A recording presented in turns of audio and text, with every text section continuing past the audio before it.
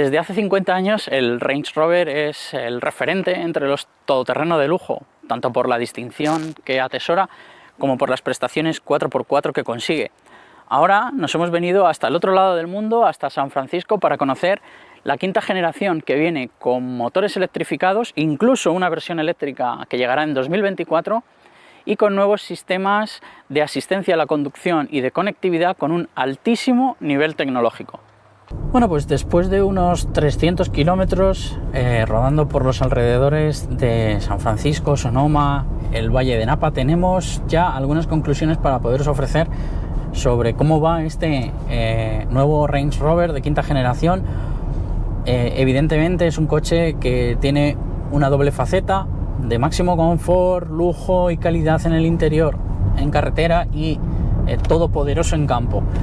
Evidentemente, para conseguir todo esto, pues necesitamos sistemas que nos ayuden a solventar cualquier tipo de situación que pueda aparecer, y uno de ellos, por ejemplo, es la suspensión neumática, que viene de serie en todos los modelos y que además es predictiva. ¿Esto qué quiere decir? Pues que se nutre de información adicional para estar preparada para todo lo que pueda surgir en las circunstancias de conducción. Por ejemplo, si viene una curva cerrada, prepara la amortiguación para que la pasemos con la máxima seguridad y confort posible.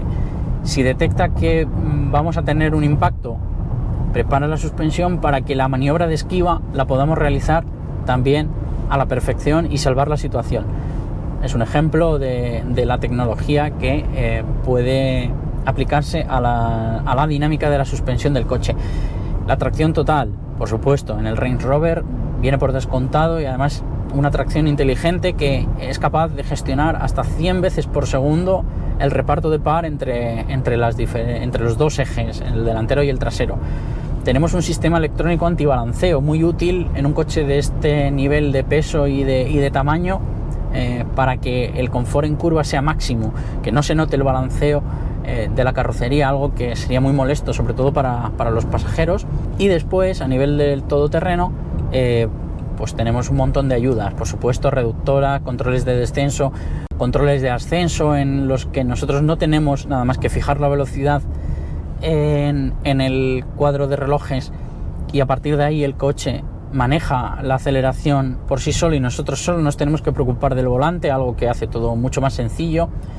Y luego tenemos el Terrain Response, que es el sistema electrónico que adecúa las características del vehículo a las situaciones de conducción que podamos encontrarnos fuera de carretera. Tenemos varios modos. Tenemos un modo de gravilla, por ejemplo, y nieve, que es para zonas más deslizantes.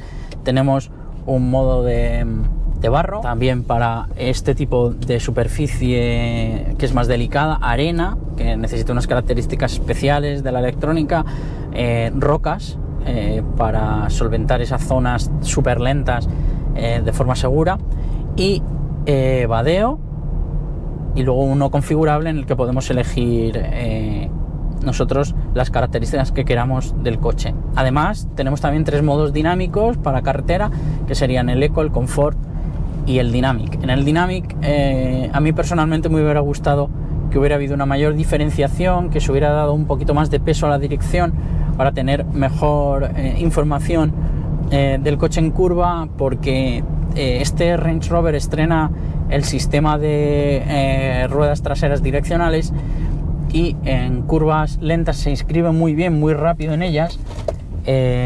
Entonces sí que es verdad que nos hubiera gustado tener ahí un poquito más de control desde el volante, pero bueno, es un detalle menor dentro del nivel de confort y de seguridad que consigue en carretera. La gama de motores contempla todas las posibilidades. De hecho, va a haber incluso un Range Rover eléctrico en 2024. La verdad es que tenemos mucha curiosidad por ver cómo puede funcionar este tipo de coche con ese tipo de motores. Aparte, si bajamos un escalón en electrificación, tendríamos los híbridos enchufables, que no hemos podido probar en esta presentación porque serán objeto de otra toma de contacto aparte, y que, bueno, como aperitivos podemos decir que van a conseguir incluso 100 kilómetros de autonomía eléctrica. Y luego los, digamos, motores tradicionales, en este caso gasolina y diésel de 6 cilindros con sistema microhíbrido que ayuda a limitar un poquito el consumo, y el V8 biturbo de 530 caballos, que es un poco el estandarte de la gama.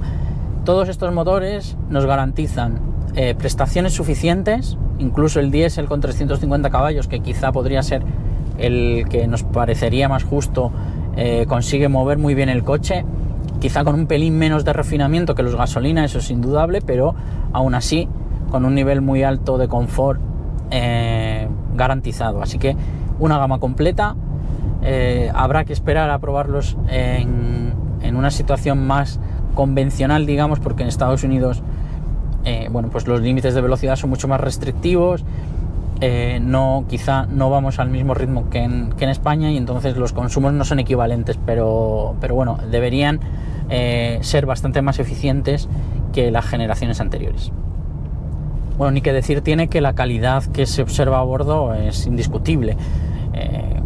El salpicadero está tomado absolutamente por el cuero, por lo menos en estas versiones súper equipadas que lógicamente están presentes en esta presentación a la prensa, y que bueno, pues nos muestran un cuero de absoluta calidad, al tacto, a la vista. Es un salpicadero sencillo de diseño, con pocos materiales lacados, lo cual es muy de agradecer porque son materiales que visualmente cuando están limpios dan una gran impresión, pero enseguida se ensucian o se marcan las huellas, y bueno, pues en este caso, al menos en estas unidades, pues no se utilizan mucho, y eso le da un mejor aspecto a nuestro entender. Y después, bueno, pues tecnológicamente el coche ha cambiado mucho por dentro, porque es todo digital. Tenemos una gran pantalla de 13 pulgadas como centro de mando y un cuadro de relojes de 12 también digital, que podemos configurar con diferentes apariencias, desde los controles del volante. La pantalla es un elemento fundamental ahora, se maneja muy bien, puede tener respuesta táctil al pulsar, para que sepamos que hemos activado correctamente el menú, o quitársela, para que sea como el manejo de un iPad, por ejemplo. Y bueno, en cualquier caso se maneja muy bien. Tiene una disposición de todos los menús muy clara. Sí que es cierto que tiene muchas funciones, pero bueno, una vez que nos acostumbramos, es bastante sencillo moverse por los menús. Además, tenemos la ventaja de que podemos hacerlo también por órdenes de voz, porque el asistente vocal Alexa está integrado en el sistema multimedia del Range Rover quinta generación, y podemos manejar algunos parámetros a través de la voz de forma sencilla. Más elementos tecnológicos, pues tenemos cámaras repartidas por todo el coche. Una, por ejemplo, nos está dando ahora una visión mucho más clara de todo el tráfico que tenemos detrás a través de una cámara en vez del tradicional espejo. También lo podemos desactivar si por lo que sea no nos gusta. Ese es uno de los ejemplos, que por ejemplo en zonas de lluvia o en condiciones climatológicas un poco adversas nos va a dar una mejor visión de todo el entorno, aparte de que tiene un mayor ángulo de visión y por lo tanto reduce los ángulos muertos. Pero luego hay otras también muy útiles que están en los dos espejos retrovisores y que apuntan hacia las ruedas delanteras, que para el off-road es una ayuda fantástica, porque nos impediría o nos ayudaría a no tocar con piedras o ramas que pudieran estar en nuestra trayectoria y pudieran dañar los neumáticos, que por ejemplo en las versiones, para que os hagáis una idea, las versiones que hemos conducido son todos con llanta de 23 pulgadas, con lo cual fuera de carretera es delicado.